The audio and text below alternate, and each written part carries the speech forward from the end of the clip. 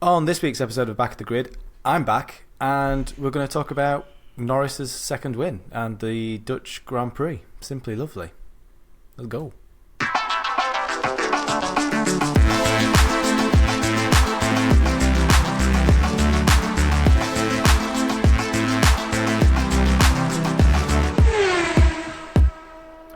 Hello and welcome to another edition of Back of the Grid. I'm your host Stu, and I'm joined this week by Chris. Who are you? And only Chris, because there's no Tom this week. We've tagged in and out from each other somehow. Newer listeners might not be aware at this point that this is a three-person podcast. Yeah, I know. I've been away for so long, but and then you're finally back, and we've got another missed one some but... good F1 as well while I've been away. Yeah, the season. I said this would happen before I left. I said this would happen, that it'd get really good just as I left, and sure enough, come alive. Yeah, really has. Yeah, gutting. But I missed the British Grand Prix. I was away in another country, and I did see the Hungarian Grand Prix. I was in a different country by then, and then I did see Spa I think I was in a whole different country again. And yeah, it was great. You could have just stayed here if all you were going to do was watch races on TV. Yeah, I know, right? And I was having to stay up late to watch some of them as well. Yeah, I bet. Yeah, it was awesome. I mean, the latest I stayed up was to watch England play in the Euros, which that's I watched I was in Vietnam for the final, and I was up at 2 a.m. to watch the final. Didn't get to bed till 4. Absolutely ruined the next day of the holiday, but never mind. Worth it to watch them lose, I'm sure. Watch them lose, yeah. Let's talk about more exciting things. Formula One. Yes. The Dutch Grand Prix. What a result. I mean, yeah, as a result, unbelievable. As a race, it was okay. I think the result makes it, if you're not a Verstappen fan, the result makes it that bit less meh. But yeah, it's that definitely makes it more interesting. But yeah.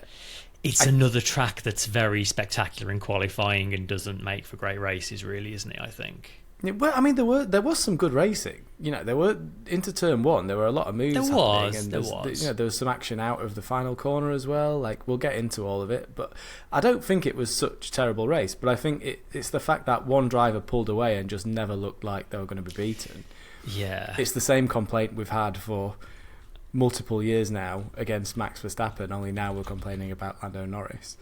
Although it is more interesting to see someone different doing it, admittedly. But now, yeah, I don't really want his wins to, if he's going to win every race for the rest of the season, which who knows what's going to happen for the rest of the season given the way things are. But I want it to be closer than that for the rest of the season. I don't want to watch Lando Norris just run away with it the same way we watched Verstappen run away with it for the last 2 years in the first sort of few races of this season. Yeah, it's it's fun watching someone who's only won one before winning another one. That's great. Can you now wind it back a bit and we'll have some... wind your neck in a bit. Yeah, let's have some actual close racing again, please. Yeah. But I think there will be. I think there definitely will be some really close sure. racing coming up. I think some of the circuits, definitely Red Bull, are going to be a bit more suited to, and some circuits will have more suited to McLaren, and others I think it could be a dead heat and you could have 4 or 5 cars in the mix for the win. So yeah, I mean, setup wise this is a very similar track to Hungary, 2 pretty high downforce tracks, and McLaren have dominated, but without getting too far ahead of ourselves, Monza's going to be a very different story. So yes, in theory, yes, but in theory, after the upgrades that McLaren have brought, who knows? So let's get into let's not get carried away. Let's not get to Monza just yet. So Norris is on his second win despite a poor getaway, and he has laid down a bit of a marker, I think, with that win for the rest of the season. Biggest winning margin of the season.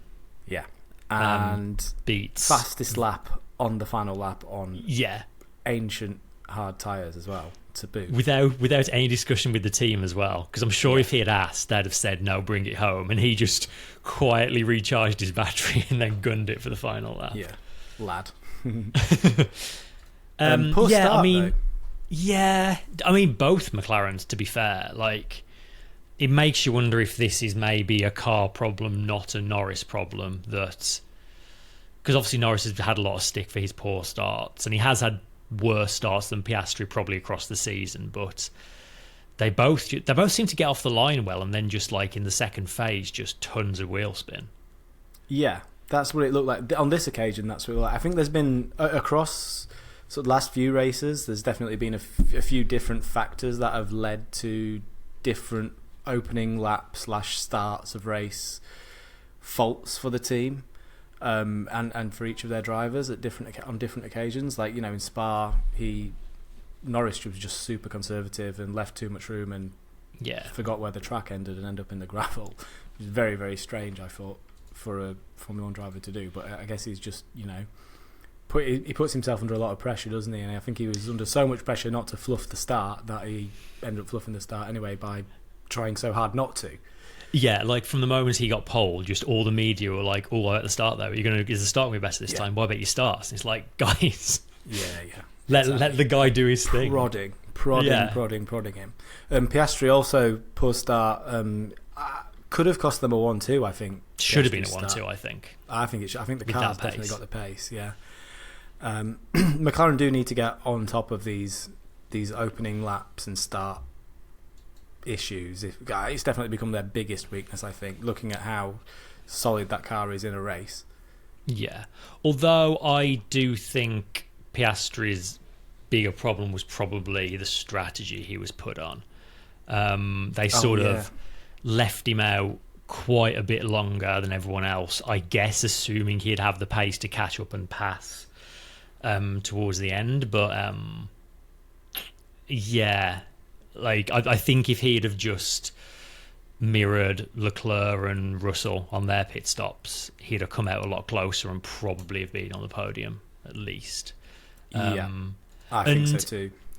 And if we are gonna have a proper championship fight for the rest of the season now, McLaren need Piastri to be popping up in second. Like, Verstappen can cruise home in second every race and win the championship now. They need Piastri up there. Can't. He can't. Can he not do that anymore? No, he can't do that. There's a lot of, like, there's been a lot of sort of miscalculation going around. By admittedly my own calculation, which could well be wrong. But there are... If Norris wins every race and every sprint and gets every fastest lap, then he will win the championship by 5 points as things stand. Oh wow, okay. So the sprints make these things so much more complicated. Yeah, I think a lot of people are forgetting about sprint races for one. But there's only like 1 points difference. Easily so done. there's only like there's only a margin of 3 points on the table for sprints, so they don't make that big of a difference.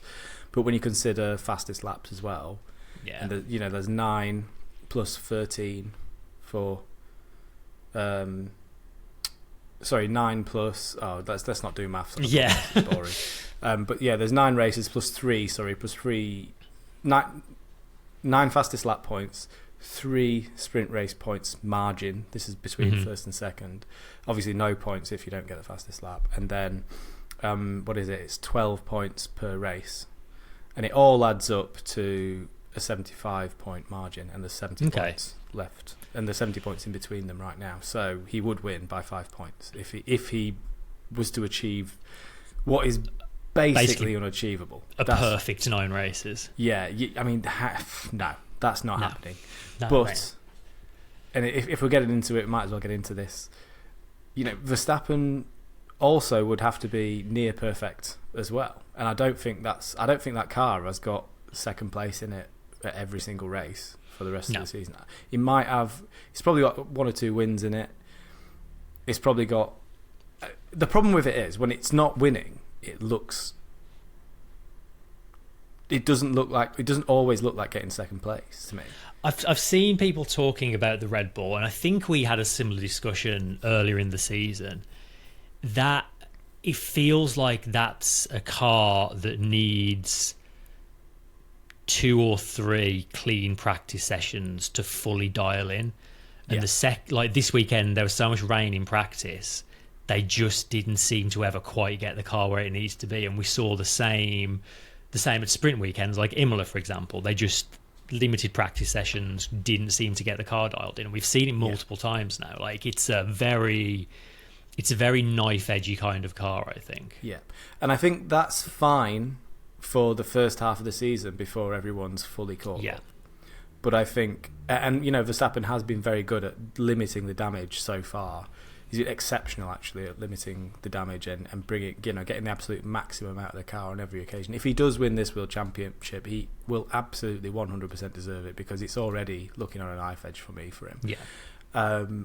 I think once you've got your Ferraris on, all you need is a race with the Ferraris on form and the Mercedes on form and both McLarens on form, and then Verstappen is absolutely.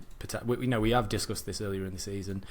Verstappen could be looking at sort of 6-7 places, and on top of that, it only takes one false move in a battle. I think one thing about Max Verstappen is when he's under real pressure for a world championship, everyone knows he does lose his head a little bit. I thought this race was interesting from that point of view, because obviously we saw in Austria a very, very close, two cars very similar on pace, a proper fight for the win, and he kind of lost his head. This race, the way he drove and the way he spoke very much felt like second place is the best we're going to achieve here. Yeah. And he kind of accepted that. Like when Norris came chasing him down, like he defended, but like it was a jink. It was a heck of a jink that he put in to. It was, but obviously he wasn't gonna. I mean, Norris was approaching so fast. There's just a move as late as that. All Norris has to do is move that bit further, and Yeah, I actually thought the way Verstappen defended it was that little bit sketchy. When you watch the onboard and you see the way he moves out at the last minute, he did leave it, I think, a little bit too late in that defence. But luckily for Norris sort of had the stones to keep his foot in and not be intimidated by him. And it was coming in so quick anyway. It was just that's an indefensible move along that straight. You're not saying that, you're not blocking that, are you? No, the overspeed was crazy. Yeah, it was. But I do think that was a team and a driver that knew second place was going to be their best there. Like, I think they were more worried about losing second to Piastri than they were fighting Norris for the win. Yeah. From kind of the words coming out of the driver and the team. Yeah. Definitely. So yeah, they've been excellent at damage limitation, but I do think when we get to these other races, Singapore I think is a big potential one for them to lose out some points. Las Vegas, they could lose some serious points there. What was the other one? What else have we got left? Circuit of the Americas. Maybe Baku. Baku's a possibility. Yeah. So there's 4 races there out of 9 that there's a chance. Kota as well. I mean. Yeah, I said Kota's pretty. You said Kota, sorry, yeah. Yes, 4 there that they could very much be dropping some serious points there, and that just opens that door that little bit more. You think of it, Norris is almost. If you think of the championship door closing, Norris has got his fingertips just in the edge of it, and the more of these races where the more points they drop, that door just edges open that little bit more, and. Maybe by the end of the season there might be an opportunity there to just rip it open and take the spoils right at the end. I mean, that'd be amazing, wouldn't it? What a finale that'd be. If anything, Norris is in the easier position right now. He's very much the underdog. He's got a quick car. He's just got to go at every race and go all out and get the best result he can. When you're at the front and you've been caught and you're looking over your shoulder, it's a lot trickier. It's just going to need McLaren to perfectly execute these last 9 races, and that's the bit that makes me a little worried for them, because I don't think you can say they've perfectly executed many races this year. No, but they are coming into this race just gone does look like they're coming into a real fine seam of form. It does, but again, they need to be getting it right. Yeah. Well, they need to, if they got it right on both sides of the garage, they probably could have had a 1-2 or at least a 1-3, and in the end, a 1-4 is that'd be that door just cracked open that little bit further, and fine margins. Yeah, Piastri is definitely going to be a factor because he's in the same car as Norris. He's almost as quick as Norris. On the circuits where McLaren have an advantage, that he will be making a bit of a difference there. So I also, this might be unpopular, but I absolutely think they have to put all their eggs in the Norris basket now. We'll get to that. In storylines. All right. So Red Bull, they do look to be second best and on the back foot at the moment, and they have looked to be on the back foot for a while. I think. I don't think it's just this race. I think since Miami, they've definitely not got the fastest car. There's been other cars that have been quicker, not just the McLaren, across the last few races. So Christian Horner himself said they've got some serious work to do to get this thing back on track. And again, it only takes a bit of a reliability issue for Red Bull, and suddenly that 70-point gap becomes a 20-point gap. Well, less than that. 20 points, 25-point gap, 50-point gap. We're back to the maths podcast. 45-point gap, maths podcast. My goodness, quick maths is not my strong point today. I am tired. 40. A 70-point gap can become a 45-point gap very quickly with just a retirement. But also, it goes the other way for McLaren and Norris as well. You don't want any retirements on their side of the garage either. Although they haven't really looked very retirey. Piastri's finished every single lap of the season so far. Yeah, solid. Yeah. So I think at the end of the race, there was a big gap from Norris to Verstappen, a 22.896, and I think part of that is, like we said earlier, the Red Bull Verstappen not really pushing the car because he knew he was beaten, and he was just doing enough to maintain position and not wear the engine too much. But also Norris was pushing that last lap. He probably gained 3 seconds on everyone just on that last lap to get that fastest lap. So slightly flattered, I think, by Verstappen's pace being deliberately that bit slower, and B, Norris obviously pushing, but the opposite end of the spectrum, pushing really hard to get that fastest lap. But make no mistake, I think they are in a bit of trouble, Red Bull. I think they've got a lot of work to do to get this going again. So as we said, as things stand, Norris will have to win every remaining race, including sprints, and get pretty much every fastest lap, bar 4 of them, to win the championship. So right now, as it stands, it's obviously looking very difficult, but just that one retirement is all you need, and then suddenly you're right back in it. Ferrari qualified poorly, I think it's fair to say. Yeah, very fair to say. But Leclerc sort of brought it back really nicely. The strategy, Ferrari did nailed good it. Strategy. Absolutely nailed it. Who'd have thunk it? Got that undercut spot on. And then, Leclerc in that, you were waiting for people just to catch him and pass him, and it just held people off. Really, really impressed with Ferrari and Leclerc that race. If only they could be doing things that well as a team and driver with a fast car. It's you need 3 ingredients. You need a fast car and a good drive and good strategy. And Ferrari always seem to have 2 of the 3, and one of them is missing. They so frustrating. Never quite complete the triangle, do they? But really impressive. Yeah, can they be anywhere in Monza next week, do you think? They have a habit of turning up to Monza and being better, but even with such a different track, I can't see them troubling Red Bull and McLaren, to be honest. It's still a very solid performance. I think that it sounds like they might be getting their heads around some of the issues that they've had with their upgrades. They introduced an upgrade, I think was it Belgium or was it before that, when they had introduced a load of bouncing to the car, which affected handling really badly. I think it might have been a race or 2 before, but yeah, maybe. So they've. I think it might have been Silverstone when they introduced that upgrade. So yeah, if they've got their head around that and they can start working towards, they're basically like months behind the other teams now. So the development has clearly gone a bit wrong at Ferrari, but you could also argue the development's gone a bit wrong at Red Bull.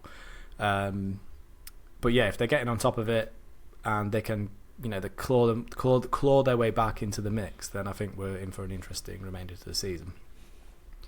Mercedes qualified fairly well. Russell qualified quite well. Hamilton not so much, and then got himself a free place penalty for apparently impeding Perez, which I didn't think. I think that was a very harsh penalty because I think he was well out of his way. But I think he did the best job of getting out of the way on a tricky part of the track, and probably with the team not telling him quick enough. But you can see, if you watch Perez's onboard, you can see how distracting on a flat out lap Hamilton being there would be. It was borderline, I think. It was borderline for me, but I can definitely see Perez's complaints. Then, if it's borderline though, is that a free place penalty? I don't think so. I think well, I don't know. Like, rules are rules, aren't they? I suppose if he's in the way, if the steward that says in the way is in the way. But yeah, I haven't seen that on board. Maybe if I saw that on board, I'd see it differently. But yeah, Hamilton actually did an okay drive in the race. He came back up to, I think, was it 9th or 8th, and Russell finished 7th. Yeah, 7th and 8th. Russell dropped back down to 7th. So sort of weird. They kind of converged further down the order than you'd probably expect them to. I think weird Russell strategies. Russell had new parts, and Hamilton was back with old parts as well. So I mean, that, I guess you could argue that Mercedes development's kind of gone a little bit in the wrong way as well, because you've got the car with the new bits going backwards and the car with the old bits moving forwards throughout the race. But also, it's kind of a weird circuit because like the dirty air around this circuit is really costly, and if you do have to be quite a bit quicker, I think, to get around a car ahead. You need a bit. Yeah, you need a pretty big delta. Yeah. But a weird one, and they did the weird 2-stop strategy for them both as well. Russell medium, hard, soft, and Hamilton did soft, hard, soft. You can sort of understand Hamilton starting on soft when he was starting so far down the grid. Get a better launch and everything. That made sense. That strategy was fine. Russell came in. Russell came in a lap later than Leclerc to get rid of his mediums. Leclerc stayed out with the rest of the race on a set of hards, and Russell did a second stop for softs. Yeah. And this is weird. a circuit where Mercedes, the temperatures were a little bit cooler this weekend just gone. Mercedes should have had decent grip around this circuit because their car likes it a little bit cooler. But no, during the race they just didn't have the deg that they needed and didn't have the pace that they needed. So yeah, Russell bit of head scratching there. Yeah, definitely. There's some work to do at Mercedes too. A lot of work to do through some of these teams to re-find the form. It was a strange race, I think, because like, other than McLaren, who's been resurgent and looking very, very powerful for a number of races now, every other top team, Red Bull, Ferrari and Mercedes, all three of those teams looked a little bit wayward to me. Yeah. And maybe it is maybe those teams just need longer to find lap time, and maybe they need more practice, need full practice sessions to get the most out of their cars, and McLaren just don't because it's fundamentally a better car.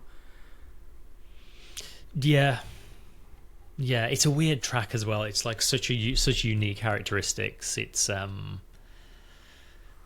Yeah, I think you'd be foolish to read too much into the running order at this race, and then and you can say the same about Monza as well. They're two very unique tracks in very different ways. Well, you've got this as maximum downforce, and Monza is almost minimal. No downforce. Yeah, the lowest possible. Well, depends really. It depends on because some of them do occasionally. If you think you're going to go through the field, then you will stick a load of wing on and use DRS and make it up in the corners. But then you're vulnerable. You're not going to win a race like that because you just be vulnerable down the straight. So anyway, Alpine. Move on to Alpine. Went well with some decent overtakes for Gasly and battles for Gasly. He finished 9th, while Ocon made very clear he won't be driving for the team next year. Some less than constructive criticism. I can't remember exactly what it was, but it was pretty damning verdict of how his car was handling as he came into the pit, and then they changed his tyres, and then didn't really see him again for the rest of the race. Not a bad first race for old Ollie Oakes, the new guy in charge. Yes. A name which always makes me laugh because for those of you in the UK, they're, I think, still running soap on TV called Hollyoaks. And every time I hear Hollyoaks, it just sounds like someone skipping the first letter of it. So I've now ruined that for all of you for the rest of the season. That's it. You're welcome. Thank you. Aston Martin, Alonso finished 10th, Stroll finished 13th. They were pretty anonymous. They've become such an anonymous team this year. What has happened to Aston Martin? Yeah. There's nothing else to say. I don't know if you've got anything, any insight to Aston Martin. Literally nothing. They were there. Weird. What has happened to that team? Anyway, Haas were kind of interesting. Alonso did the weird inspection of Norris's car at the end of the race. Oh yeah. There was a tweet that Formula One put out of the onboard. Taking a leaf out of Vettel's book. Parc Fermé, just having a look underneath the McLaren to see where the rockets are. Hulkenberg, 11th for Haas with some iffy driving from K-Mag as well, attempting to box Albon in at like 150 miles an hour around the final corner. Hulkenberg, fine, crack on, but yeah. Albon was really upset about that because they're basically doing the Haas strategy of Hulkenberg's in a good position, K-Mag, can you just be a rolling roadblock? It was pretty sketchy. It's not nice to see. Like that's not racing. That's just being in the way. Although Williams did kind of return the favour because Sargent did the same thing to Hulkenberg later on in the race, I think, which is quite funny. But that is fun. Yeah, I like that. Well, he won't be doing that again, but anyway, we'll get to that. Tricky weekend for, speaking of Williams, heavily upgraded. Big crash for Sargent FP3 before Albon was disqualified for being literally microns too wide. His floor was like, for anyone who doesn't know what a micron is 100 microns are 1/10 of a millimetre, and this was, we're talking maybe 100 or 200 microns off, so tenths of a millimetre, but the scans didn't line up with what the FIA scans are for whatever reason, and they had to whip out the sandpaper and sand it down and drop down to the back of the grid from 8th. Albon, which is an excellent result. Such a good result in qualifying for Albon, and to drop down to 8th. But it's promising for the upcoming races, I guess. It shows that they've got an upgrade that's working. It does. It's still pretty damning for the state Williams are in, though. Like, for all of the improvements James Vales has made to processes, like, they went to the stewards and said, we've measured it, it's fine, and the FIA have said, we've measured it, it's not, and Williams basically had to admit that they'd measured it wrong, and like that's basics, man. That's like, but I don't know, I think there's something, because James seems to think that the FIA have got it wrong, like, somehow. But if they've measured everyone else's and everyone else is in, then it seems a bit, if they have measured everyone else's, who knows? It happens. We had a similar thing with Hamilton's rear wing in Brazil 2021, wasn't it? And it led to one of the all-time great drives. So, sadly, Albon didn't have a drive quite to that scale. So rough one for Williams. We'll get to Sargent in a minute. Let's just get through the rest of the teams, and then should have been points for Williams really this race, if not for that. Should have been. In fact, you know what? While we're here, we'll talk about Sargent. So he's been obviously dropped. I had a whole thing further down the episode, so I'm just going to go through that really quick, just to give you a little peek under the curtain. So FP3 crash, could it cost him his drive? Somehow the chassis survived and raced on Sunday. How it's got through that, I don't know. It was burning. I wrote it's currently looking like Schumacher could replace him, because that's what everyone's been saying all day, that they think Schumacher's like first in line to replace him. Actually, it's Colapinto, Franco Colapinto. Out of nowhere. Yep, completely out of nowhere. Who is Franco Colapinto, you ask? He's a 21-year-old Argentine racer from F2 and the Williams Junior program. He's currently 6th in the F2 standings. And a fun fact about him, he's of Italian descent, and he says Hamilton and Senna are his favourite drivers. That is a fun fact. It's all I could find. I couldn't find any other interesting facts about him. He's also the first Argentine F1 driver since Gaston Mazzacane in 2000 and 2001. That's a better fact. That is a better fact.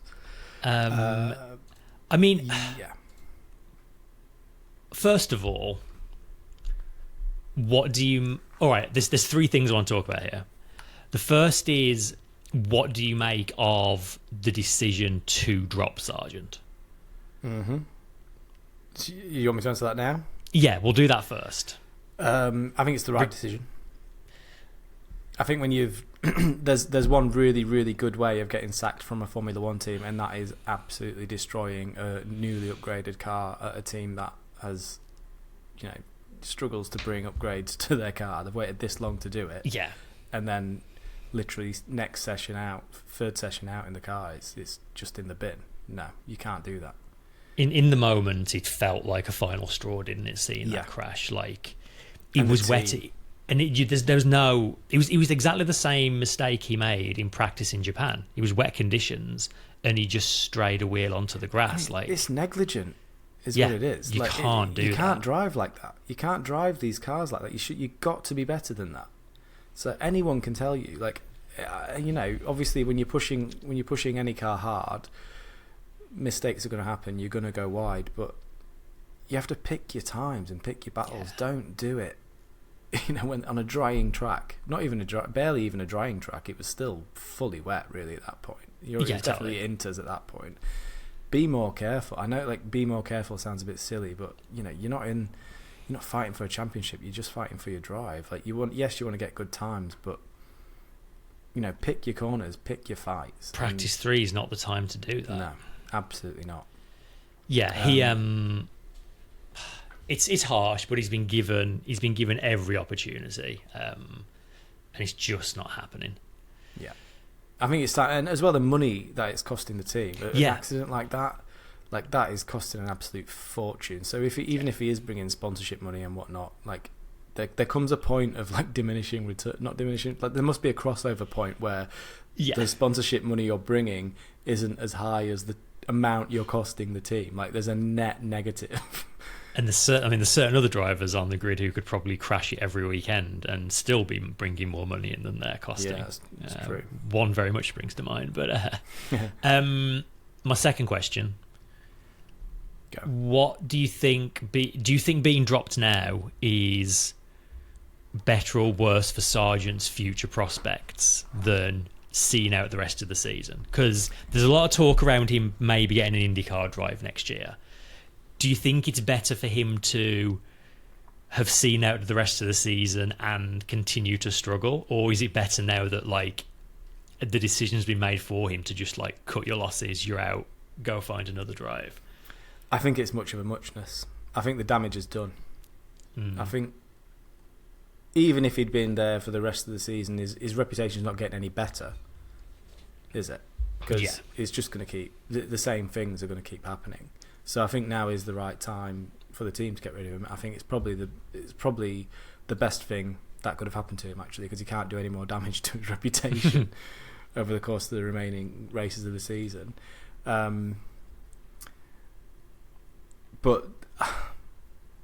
I still don't think it's done him any favours. I don't think it's sort of... I think at best he can't damage his reputation any more than... He can't make his reputation any worse than it already is. At worst, then I suppose you've been dropped from a Formula 1 team. On what planet does that make you deserve a drive in an IndyCar team? I just don't see that. The thing is, the rest of his record is pretty good, is the problem. He's had some, F2. He finished 4th in 2022 behind some pretty big name drivers. Yeah. He should have won Formula 3 in 2020. He got punted out on the last race. he's got some good results in him, but F1's just not worked out for him. So yeah, I mean, you could argue it always seems to be in the slowest, most difficult to drive cars that these drivers are having these issues, isn't it? Like, you look at Schumacher in the Haas. That was an absolute dog of a car that he was repeatedly crashing. You've got the Williams. You had Nick de Vries in the Alfa Tauri last year, an absolute box of a car that was no good, crashing loads. Like, it's always in the bottom teams that you get these drivers crashing and doing crap jobs because these cars are so difficult to drive. I'm sure if you put them in an easier car to drive, they'd perform much, much better. But these weaker cars, weaker teams end up with weaker drivers naturally because that's just the way of things. Yeah. And stuff happens, accidents happen. So I guess it doesn't. My argument here is, I guess it doesn't always necessarily reflect. It shouldn't always necessarily reflect terribly on the driver, but somehow it always does. So. The third thing I was going to mention, I think Tom has actually sent in a question that covers a similar thing. So, Will, do you have it, or do you want me to? Yeah, I can do it if you want. I've got it on my phone here. So, Tom says, what do you think Williams stand to gain from replacing Sargent now when they can't put their driver for next season into the car? Sure, Franco Colapinto is doing okay in F2 and is in their young driver program, but with Albon and Sainz on multi-year deals, it's not like he's going to win the seat full-time beyond the next 9 races, is he? P.S. If your listeners haven't seen the race-free highlights from Donington BTCC yet, go check them out. What a drive for a certain driver. Nice and cryptic addition at the end. Yeah, I've not seen that. I haven't. I'm going to go back and watch that later. What do Williams stand to gain? I think it's not necessarily about what they stand to gain. It's about doing something differently, because how could it get any worse? Like, all Colapinto needs to do for these 9 races to be an improvement is to finish last every race and not crash. Yeah. Like, that's the improvement. That's unfortunately that's the state we're at. And maybe harshly, this is why I've always struggled with these suggestions of Schumacher getting the seat, because unfortunately, if Schumacher gets the seat, you're replacing a driver who's not got very good results and crashed a lot with a driver who, in his time in F1, didn't get very good results and crashed a lot. So yeah. There's something weird about Mick Schumacher. Like, every time a seat appears, there's loads of people pushing his name. I really don't think he would have been a great choice. What could it be? What could it be about Mick Schumacher that people love so much? I can't put my finger on it. Weird one, yeah. Really weird one. Huh. Anyway. Yeah, I mean, Colapinto's a weird... Like, he's not been talked about at all until today, basically. Yeah. It's always been a footnote of like, oh, Williams also have a young driver called Franco Colapinto, and that's been it. And all of a sudden he's there. Like, yeah, I think it's for want of, who else they're going to put in it. I just think they're out of options. I think it's better to go with an unknown than it is to go with a known, like Schumacher, like keeping Sargent. I think there was nothing else left for them to do. I think it's the driver of last resort. There was talk about Lawson, but yes, this is intriguing. Actually, I've got a bit about this. So intriguingly, Red Bull would have freed up Lawson in the event that they could have got him back quickly if they needed to, which also opens up the door to all kinds of continued wild speculation about what's going to happen to basically any driver who isn't Verstappen in the Red Bull stable. Yeah. But also, that's exactly why I think Williams weren't interested, because the last thing Williams want is to have a mid-season driver swap and then 4 races in, Red Bull be like, oh, actually, we want him back. Can you find someone like that's going to be a mess at Williams? Yeah, they're waiting for Perez to do a howler, and then they're going to do to him what Williams has done to Sargent for Sargent's howler. That's what's going to happen. That just makes it so obvious. They've been so cryptic. They've been saying so much. Oh, we're backing our drivers, this, that, and the other, and this just flies in the face of all of that, doesn't it? They're clearly not. They're not backing someone. There's someone they're not backing. They won't say who. It's either Ricciardo, Tsunoda, or I don't think it's Tsunoda, or Perez. Well, yeah. But then Yeah. Ricciardo is beating Tsunoda in races regularly. So The moment, in the sort of last since the midpoint he has been. There was also like Drugovich was suggested, but he's not got a lot of seat time recently. He's Aston Martin, so maybe they could have done a deal with him. But like Aston Martin aren't going to help out a team that are. Williams aren't realistically going to catch Aston Martin in this championship, but you never know. Like I can't help wondering if, like, go and look at some of the older reserve drivers, like Aston Martin's other reserve driver is Stoffel Van Dorn, like experienced head, still gets a lot of seat time, loads of sim time. Maybe make a deal with them and bring someone like him back. There's a stable of Formula E drivers who are also test drivers for F1 teams. Like maybe that could have been a direction to go. Yeah. I don't know. I worry that Colapinto is going to have these 9 races, not do a whole lot, and then that's his F1 chances gone forever. Yeah, it's very possible, but it's also possible that he'd come in and set the world on fire and get the Audi seat. Maybe that'd be a big change. That's of things, basically his only option at this point. Yeah, So that's that. I think the more interesting dynamic is the Red Bull dynamic that it raises. I think what's going to happen to those. We've kind of covered it now, but like what's going to happen to those drivers, and I do think it is just a case of waiting. They really want to give Lawson a seat. That much is clear. They're just waiting for which of those 3 drivers is going to have the least good end to the season, and they're getting replaced with Lawson, right? It's got to be, but there's such a mess. Like over the last couple of years, on paper, Tsunoda has done the most to say he deserves a promotion, but there just seems to be no desire within the people making decisions in that team to do that. Yeah. Ricciardo seems to be the favoured choice, and he's just not done enough to convince most people that he's going to do a good job there. Lawson, are you really going to put him straight in the big team and skip the junior team? Not a great idea, but again, there's another None driver. of them are great ideas at the moment. Another driver on the radar that might happen to, that we'll get to later on. Weird. Let's just finish off the teams really quick. So Ricciardo, while we're on the subject of VCARB, Ricciardo finished just outside the points, 12th, and Tsunoda 17th, and then both Saubers finished 2 laps down. Bottas says he's concerned for the long term. Yeah, he also said this track seemed to highlight all of the things wrong with the car. Do you think Bottas is going to keep that seat for next season at this point? I do not know.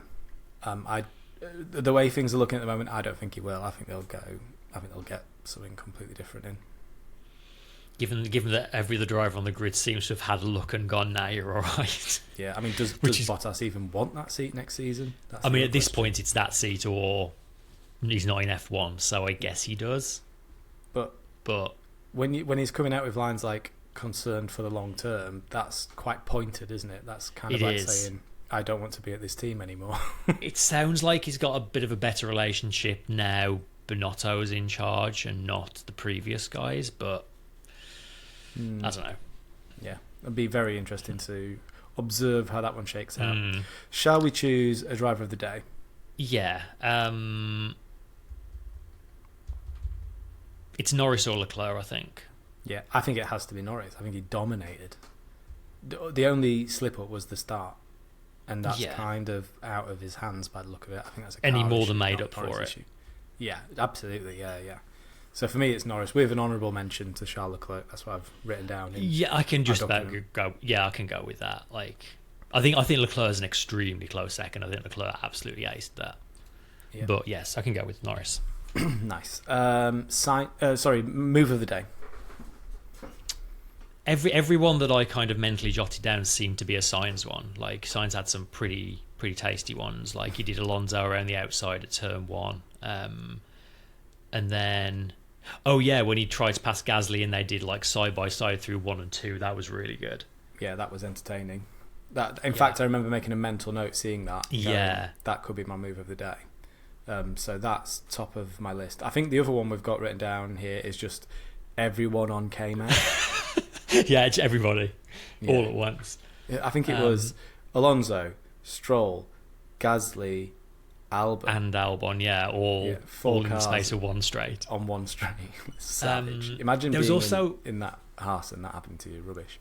There was a Hamilton pass, I think, on the first lap into like the corner at the end of the back straight. I think it might have been on Tsunoda that was quite good as well, I thought. Just because it was in a different place to usual. But I think it has to be Sainz. Sainz probably...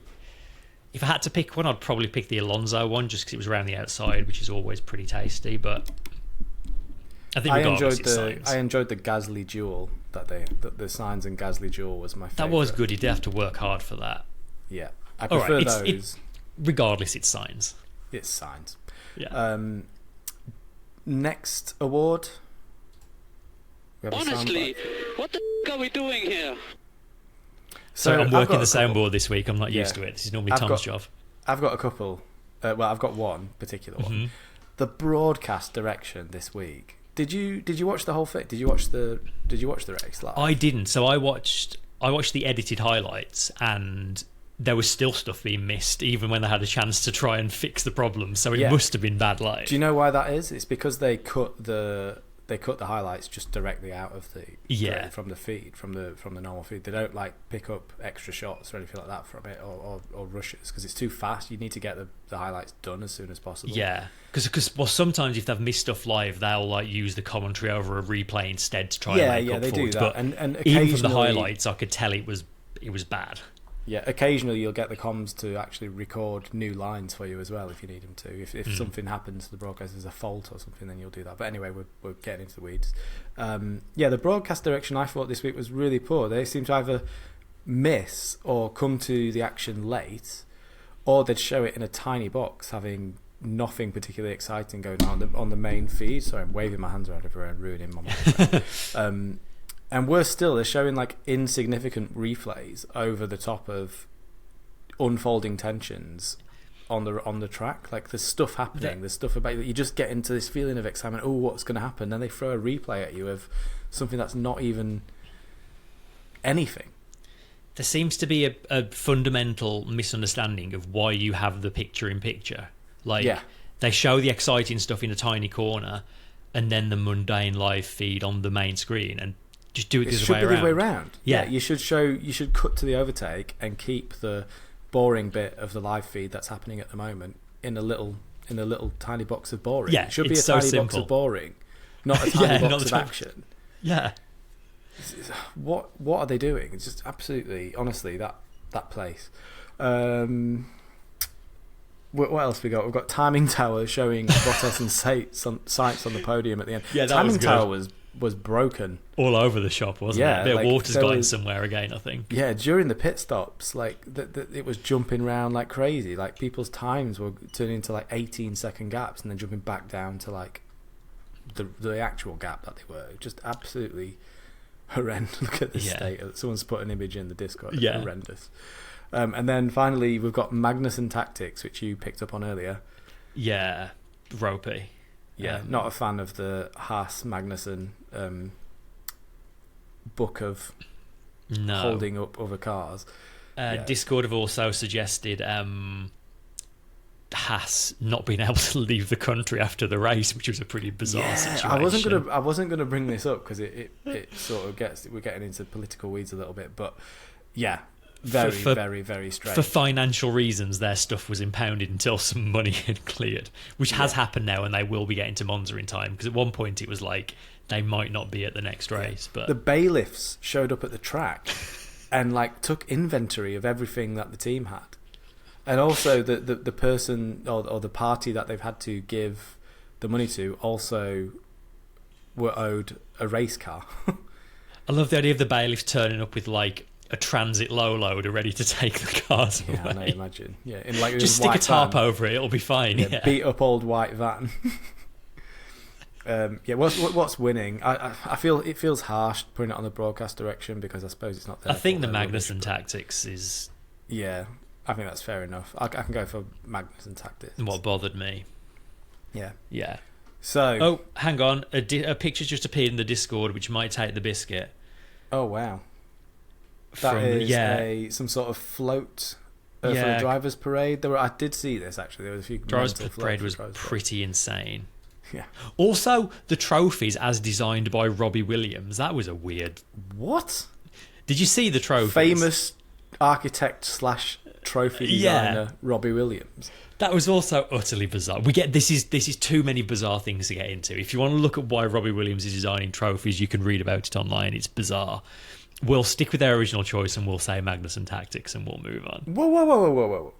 These are based we can't get this deep into it. I have to read this. These are based on Robbie's artwork from his Pride and Self-Prejudice exhibition. See what he's done there? Yeah. Which depicts mental health struggles of fame and celebrity. Okay, fine. I'm so sorry you're famous. Poor you. It's very odd. Next thing. Storylines. Yes, storylines for Monza. So, they've renewed the track surface and reprofiled some corners at Monza. Will that shake up the order? It's a darker surface, so more heat. And the curbs and corner radiuses have been updated on a number of corners. I don't know which. I tried to find out, but the information is literally not there in the world. I know Turn 1 has been given a bit of an update. Interesting. I believe I'm right in saying the kind of the apexes and the profile of the corners the same, but it's just being widened out. So in theory, there's more room for people to go through turn 1 and 2 and not hit each other. In practice, we'll see if that I mean, the apex plays out. I'm sure the apex still pinches to a one car line, so I'll be able to see it. So updated curbs and corner radiuses. It could have varied effects on different cars. So you've got different cars that obviously respond differently to curbs and bumps and lumps. Like Red Bull doesn't like them, McLaren likes them better. Darker surface, more heat. Mercedes doesn't like heat. Also tyre wear. Red Bull wears its tyres faster than the McLaren at the moment, so the McLaren, it could benefit McLaren. Higher tyre wear.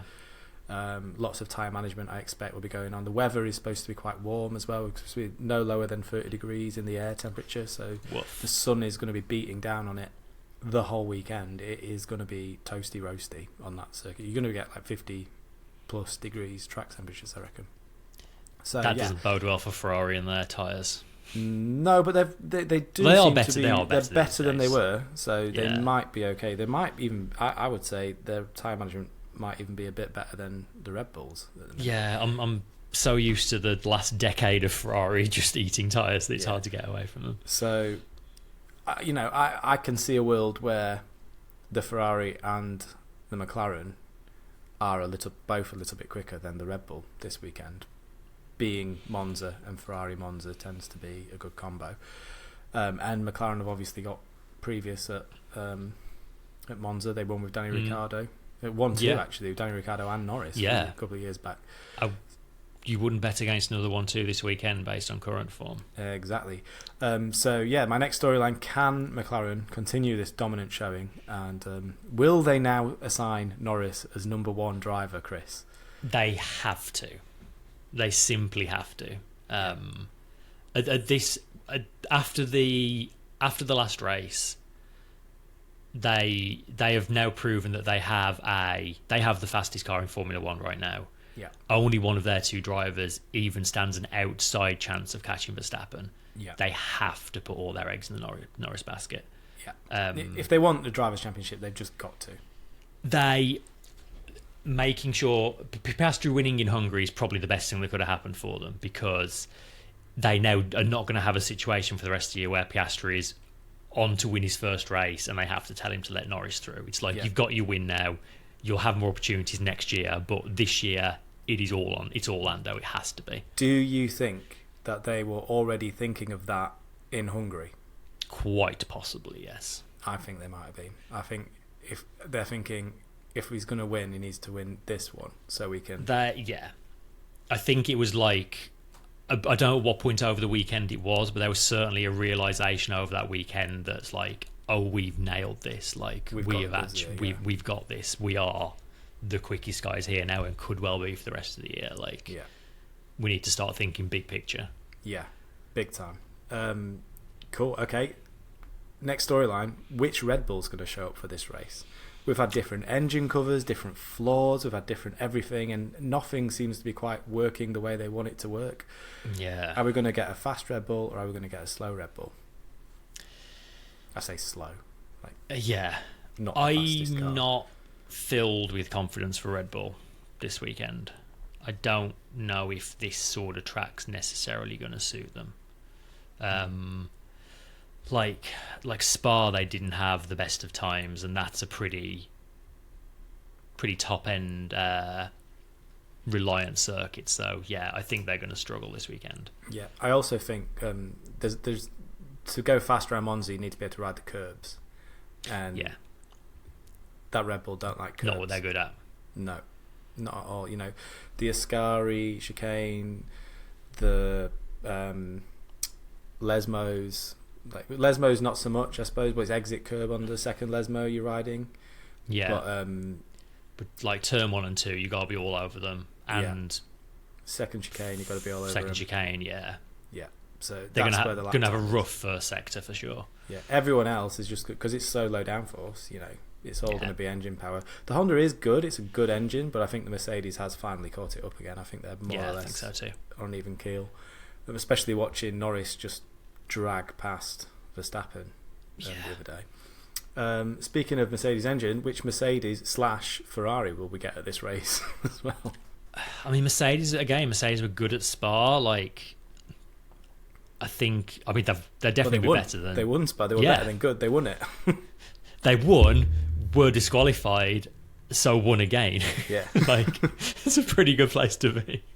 Like, oh, you've disqualified the winner. Oh, we'll just have the other guy win instead. We'll just take it to the other side of the office. Yeah, I think that'll be a lot better. Ferrari's so hard. Ferrari don't seem to know themselves which tracks they're going to be quick and which they're not at the moment. It is a bit potluck, isn't it, with Ferrari? I think Mercedes, if the thing with Mercedes is the heat. I think the Mercedes are going to... I think they'll probably have a decent qualifying pace, but I think their tyre degradation is going to kill them this race. Yeah, heat over a race distance might be bad for them. Yeah, I think they're going to suffer a bit.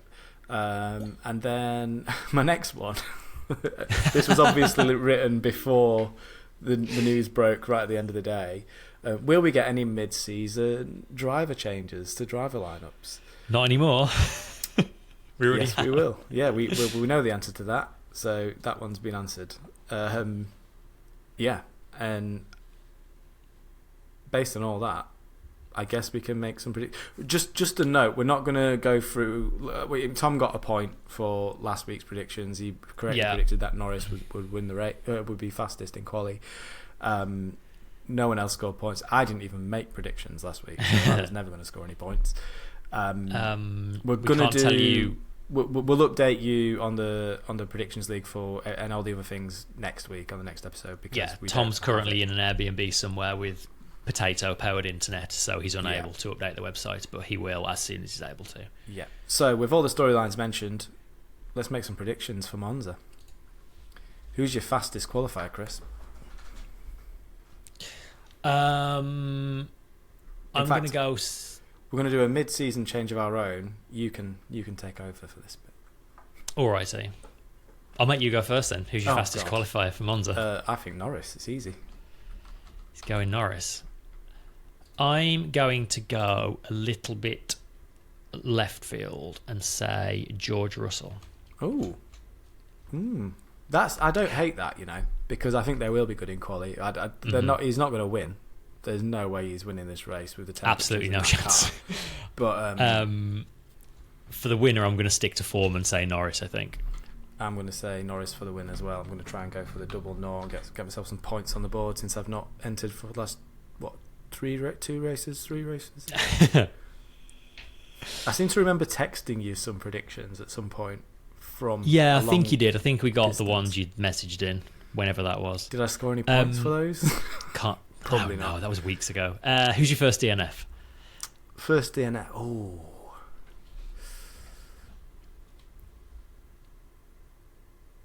I want to go Verstappen. Ooh, goodness. I think he's going to qualify badly, and I think he's going to get involved in a bit of argy-bargy in turn 1, and it potentially take him out of the race. I'm going to go for Ricciardo. I'm not sure why, but he came to mind. Also good.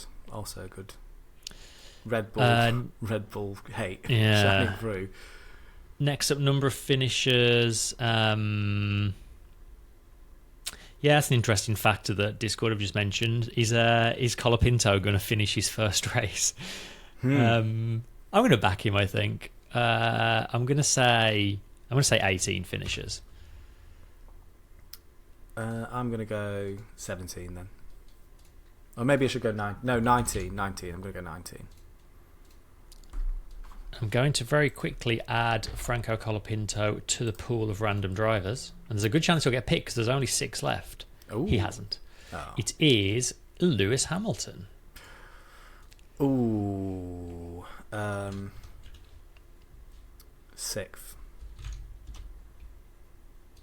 Oh, that's not me, that's you. 6th.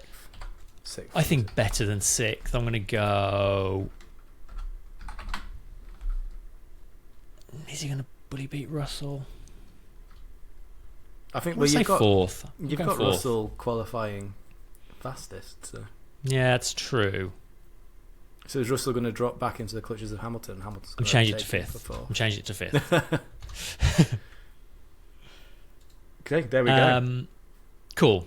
There's a couple of other bits of news we can quickly... Oh, yeah, as usual, if you want to do predictions, backthegrid.com. As we say, Tom will get the website updated nice and quickly. If you want to do them extremely quick... No, I'm not going to say that. Tom will fix it. Tom will add Colapinto. He'll get it all working. We believe in you, Tom. Backthegrid.com, all the good stuff. We'll do a tweet when it's ready. Yeah. Right. Quick little bits of news? Yeah. Do you want to do the news or shall I do the news? I'll quickly do them. First, another bit of drive market falling into place. Alpine have confirmed that Doohan is going to be taking their second seat next season. I think the right choice. I think Jack Doohan's been part of that team for a long time. He's clearly well thought of in the team. He's done a lot of practice sessions for them. I think he's more than earned his chance there. Yeah, he was positively beaming on TV over the weekend. He's very happy really about it. Was. Understandably. I mean, you would be, wouldn't you? Very big promotion. Good luck to him. Excited to see what he can do. Formidable teammate in Gasly. So he's got someone good to measure himself against. Interesting to see how that one goes. And then the only other thing to mention is that Kimi Antonelli, he has finally turned 18, will be getting his first F1 official session experience at FP1 this weekend. He's going to be taking George Russell's car. It's we all know, car, isn't it? Oh, is it? I thought I read it was Russell's car. Oh, I thought they said over the weekend on the broadcast it was Hamilton's, but I mean, either of... He's going to be in one of the Mercedes cars. He's going to be one of the Mercedes, yeah. They definitely said over the weekend that it was going to be Hamilton's, but they could well be wrong. Yeah, at this point we all know he's going to get the Mercedes seat for next year. It's a case of when they announce it. Maybe if he has a good FP1 session, they'll decide to announce it straight after. If he has a ropey one, they might delay it for a bit. But excited to see how he does. He's done a lot of private testing, and the unofficial talk has always been that he's been very impressive. He's definitely been getting better and better in F2 this season. So excited to see what he can do for sure. Yeah, it'll be good to finally see him up against a teammate in the same car. I think this is going to be this is kind of a big test for him, big key to see how whether or not he's got the goods, because I think you can do all the testing in the world in a car on a particular day that that they have a given lap time for, but on a different day conditions are different, track temperature is different. It's very difficult to actually it might be like matching lap times, but if the track conditions are much better, then of course he's going to match the lap times from whatever F1 session it was. So plus on a particular pounding around a track all day on your own is very different to a live session as well. So absolutely. It is a lot different. So we'll see how he goes. I'm excited. It's interesting. So. Both him and Behrman both struggled a lot at Prema. I don't think it's necessarily the drivers. I think Prema as a team have struggled to get to grips with the new F2 car, and they're only just sort of starting to find their feet with it towards the final third of the season, the F2 season that is. But I think I think this will give us a good measure. I think Behrman did really, really well at the start of the season in the Ferrari in place of Sainz, and yeah, we'll see how Antonelli does in this practice session. Hopefully, can get close to Hamilton's times, and we'll see that he's got the goods. Then that all the all the naysayers, if he goes quicker than Hamilton. I mean, what is the internet going to do if he goes quicker than Hamilton? We'll have to wait and see. But yeah, very exciting to see what he can do. Finally got a bit of inbox. Let's. Keep me saying now. Stay out. Box. Hey man. I'll take the first one. Wes says, "Hey man, is Daniel letting out a big sigh of relief knowing that Lawson isn't getting a chance to show his F1 chops for the remainder of the season, with Colapinto getting the Williams seat and all?" I think it wouldn't do Ricciardo any favours to have Lawson on the track as a direct comparison, but they already know what those drivers are capable of. I don't think Lawson doing these remaining 9 races would really make a huge difference, to be honest, as to what the decision makers at Red Bull think of what he's capable. Ultimately, the driver decisions at Red Bull at this point feel more like politics than driver performance. 100%. It's all politics.